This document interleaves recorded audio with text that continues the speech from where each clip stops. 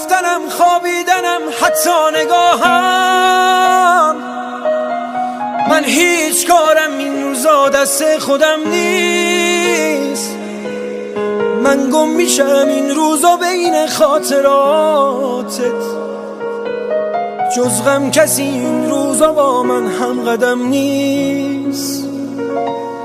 من از غرورم این روزا چیزی نمونده، وقتی که سر رو بالش خیسم میذارم، تو روزهای خوبیت من پیش روته، برعکس من آینده خوبی ندارم.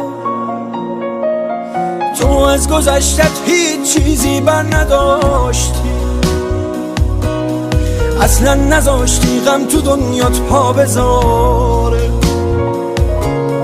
برعکس من توی گذشته گیر کردم.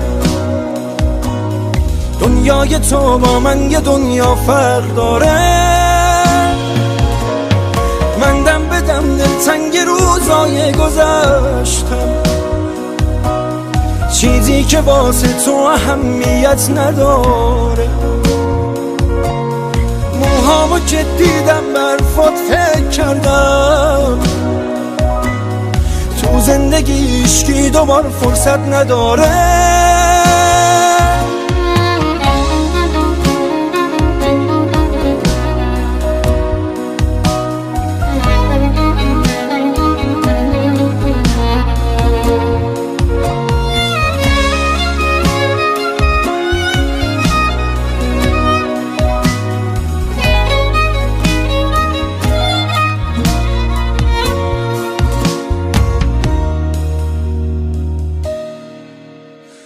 من هی به تو فکر کردم و موهام سفید شد،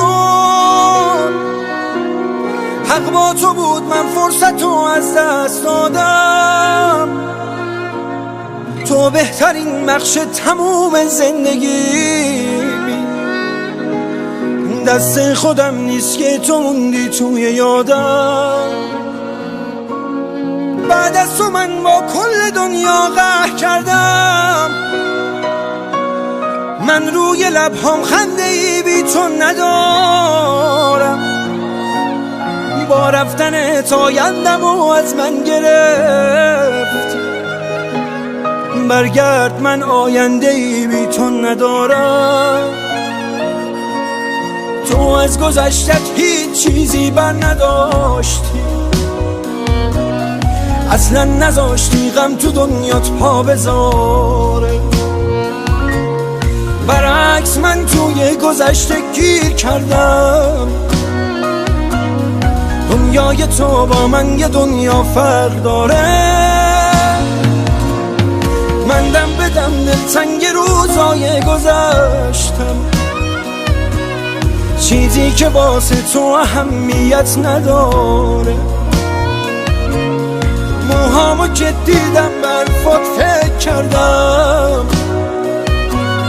تو زندگی عشقی دوبار فرصت نداره.